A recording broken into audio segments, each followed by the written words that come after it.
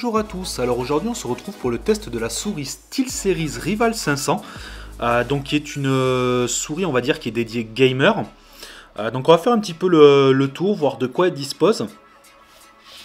Alors c'est une souris déjà premièrement donc, qui intègre 15 boutons programmables. Donc vous avez les boutons ici au-dessus, vous en avez deux ici, un ici, la molette avec les deux clics sur les côtés, plus les clics souris. Et ensuite sur le côté, vous allez disposer de plusieurs boutons.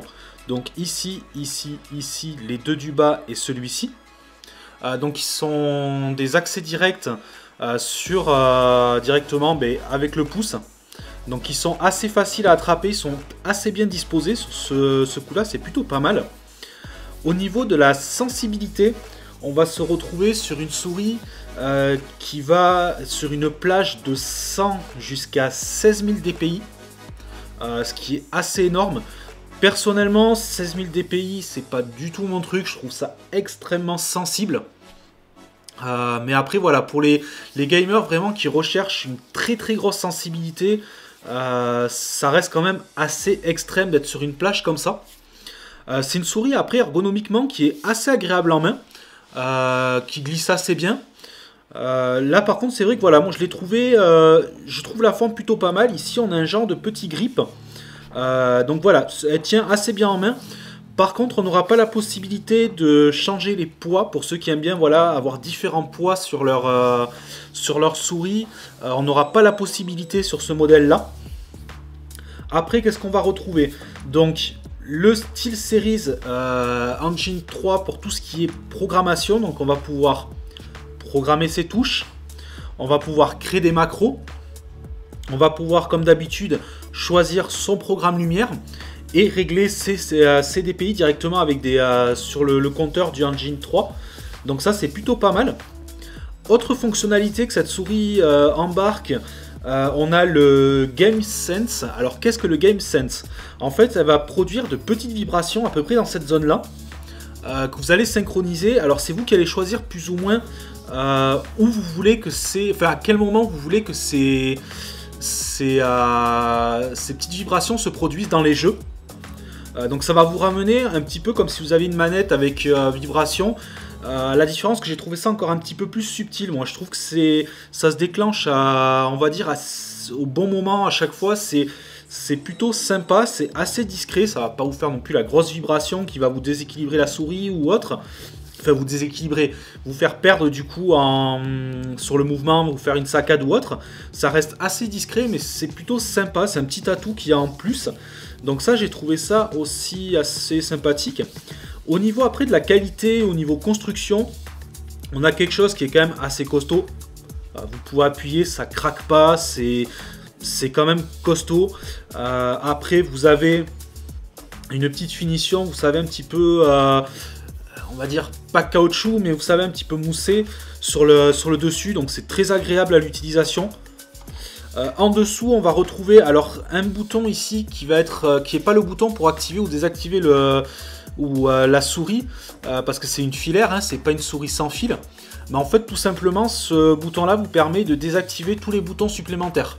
Donc quand vous vous en servez après en souris normale, en dehors des jeux, si vous trouvez que vous avez souvent tendance à faire des clics involontaires sur les boutons, voilà, vous pouvez les désactiver directement ici. Ici donc on retrouve un capteur laser et des patins en genre de téflon, ce qu'on retrouve assez souvent sur les souris qui sont assez larges. Donc ici comme je vous dis c'est juste un petit caoutchouc, c'est pas pour les poids, c'est tout simplement un petit caoutchouc, un petit cache. Donc voilà, de ce que j'ai vu on peut pas changer les poids dessus. Après voilà, au niveau du logiciel, donc je vous l'avais déjà présenté pour le clavier, là on va être sensiblement sur le même logiciel, le Engine 3, donc c'est pareil. Vous pourrez créer vos macros, vous pourrez réassigner vos touches comme vous le souhaitez.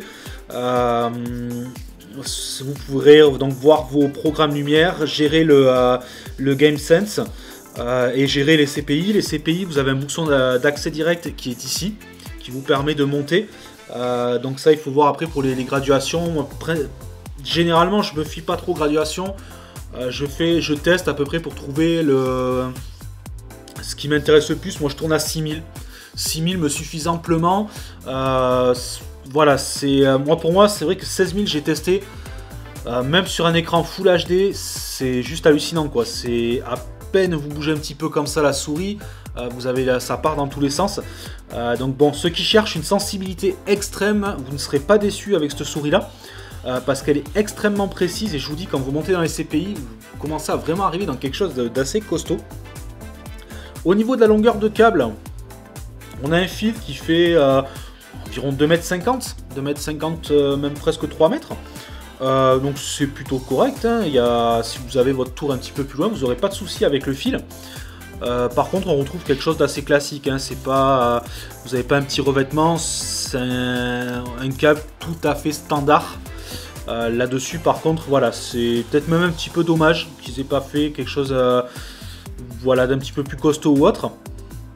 Après avoir, je crois pas qu'il y ait de modèle sans fil de... En fait, ce modèle-là qui existe en sans fil, je ne crois pas.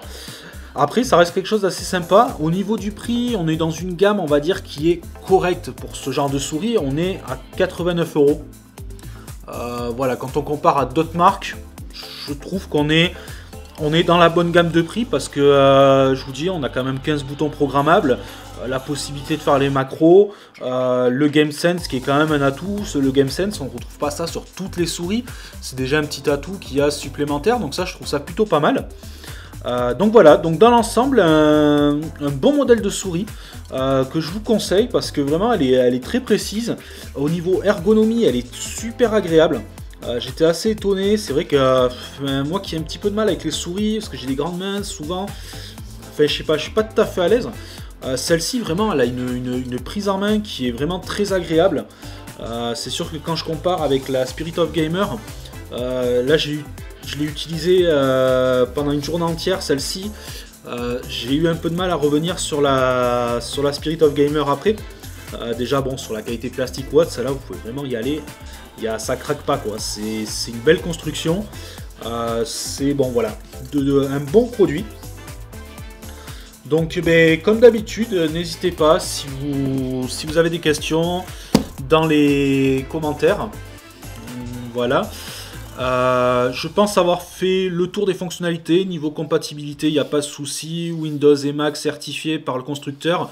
Sur Linux, j'ai essayé, ça fonctionne.